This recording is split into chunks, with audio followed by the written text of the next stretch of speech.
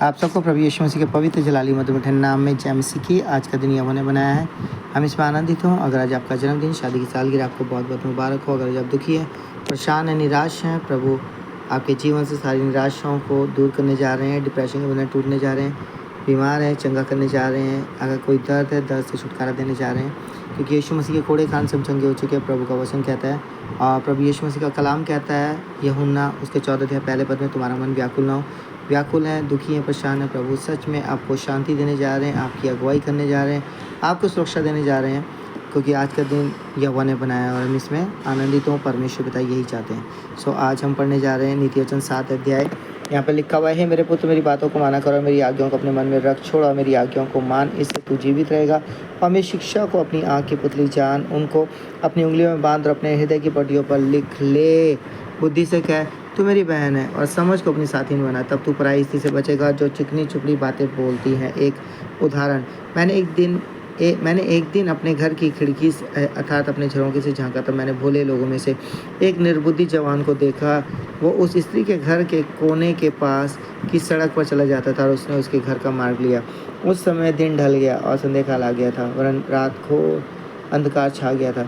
और देखो, उससे एक स्त्री मिली जिसका भेष वैश्य का सा था, और वो बड़ी धूर्त थी। वो शांत रही थी और चंचल थी और अपने घर में न ठहरती थी। कभी वो सड़क में, कभी चौक पर पाई जाती थी, और एक कोने पर वो बाट जोती थी।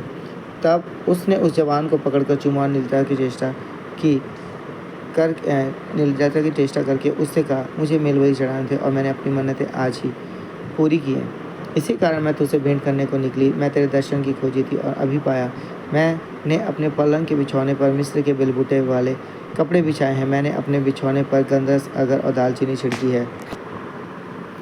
इसलिए अब चल हम प्रेम से भोर तक जी बहलाते रहें, हम परस्पर की प्रीति से आनंदित रहें, क्योंकि मेरा पति घर में नहीं है, वो विदेश का चला गया। वो चांदी की थैली ले गया, अपूर्णवासी को लौट आएगा। ऐसी बातें कह कर उसने उसको अपनी प्रबल माया में फंसा लिया और अपनी चिकनी चुपड़ी बातों से उसको अपने वश में कर लिया। वो तुरंत उसके पीछे हो लिया, जैसे बैल कसाई खाने को या बेड़ी पहने हुए कोई मूर्ता ताड़ना पाने को जाता है। अंत में उस जवान का कलेजा तीर से बेधा जाएगा। वो उस चिड़िया के समान है जो फंदे की और वेग से उड़े और ना जानती हो कि उसमें मेरे प्राण जाएंगे। अब हे मेरे पुत्रों, मेरी सुनो और मेरी बातों पर मन लगाओ।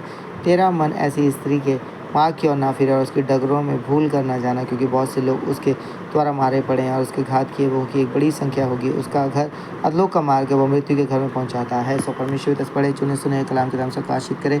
यहाँ पर जो एक उदाहरण दिए गए, एग्जाम्पल दिए गए, यहाँ पर बताया गया है कि सच में किस प्रकार से दुष्ट ऐसी अभिलाषाओं को मनुष्य के जीवन में लेकर आता है। कई पत्नियों के जीवन में लेकर आता है। कई जवान बेटियों के जीवन में ऐसी गंदी अभिलाषाओं को लेकर आता है जो उसके लिए विनाश का कारण बन जाती है। इसलिए परमेश्वर पिता चाहते हैं कि हम पवित्र बने।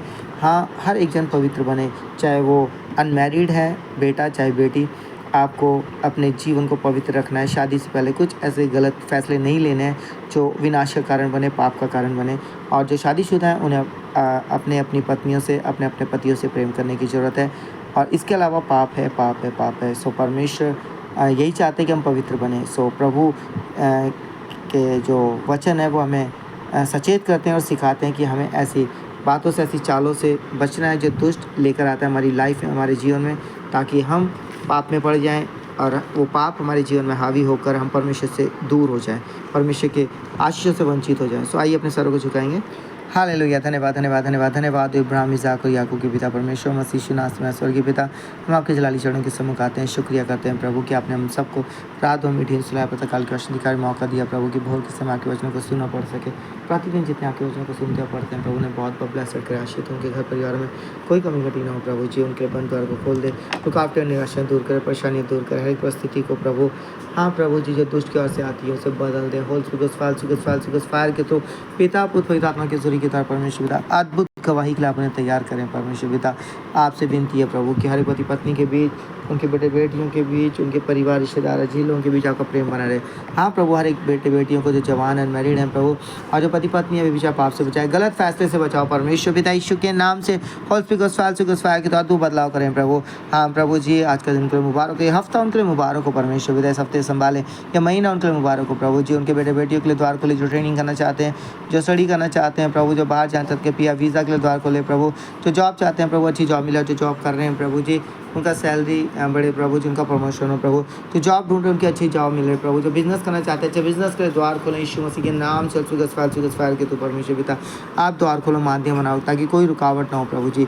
आप उनकी सहायता करें प्रभु। जो अपना घर लेना चाहते हैं, जमीन लेना चाहते हैं, रेनोवेशन करना चाहते हैं, उनके लिए द्वार खोलें परमेश्वर पिता यीशु मसीह के नाम से। फायर के तो आदू बदलाव करो परमेश्वर पिता, ताकि आपकी जीवित गवाही दे, आपकी महिमा बढ़ाई करे परमेश्वर पिता। प्रार्थना करता हूँ प्रभु जी उनकी संतानों की सहायता करें, बच्चों की सहायता करें, बच्चे अच्छे से पढ़ाई करें, अपने से बड़ों का आदर सम्मान करें, जवानी के जो अपने से आपको स्मरण रखे प्रभु। गलत संगति से बचाए, प्रार्थना वचन आराधना उपवास का जीवन दे प्रभु। अपनी हज़ूरी में बैठना सिखाएं प्रभु जी, और आपका आत्मा जो उनमें वास करता है वो आत्मा उनकी अगुवाई करे, ताकि सच में प्रभु हर एक गलत फैसले गलत कामों से बचें प्रभु। हाँ प्रभु जी, आज का दिन इनके लिए मुबारक हो, हफ्ता मुबारक हो, महीना मुबारक हो प्रभु।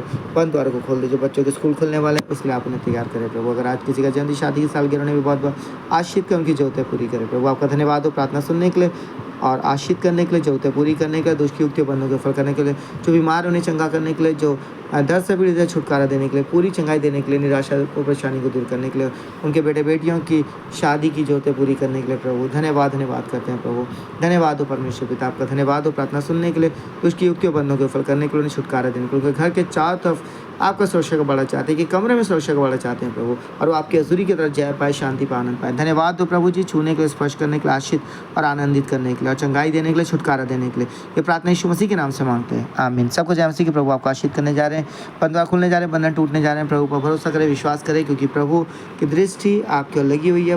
परमेश्वर पिता आपको देख रहे हैं, और मसीह यीशु चाहते हैं कि हम उन्हें पुकारें और वो अपनी हज़ूरी की तरह अपनी महिमा को लें। सच मेरे प्रिय, हमारे जीवन के द्वारा सारा महिमा परमेश्वर को मिलने पाए। सबको जय मसीह की।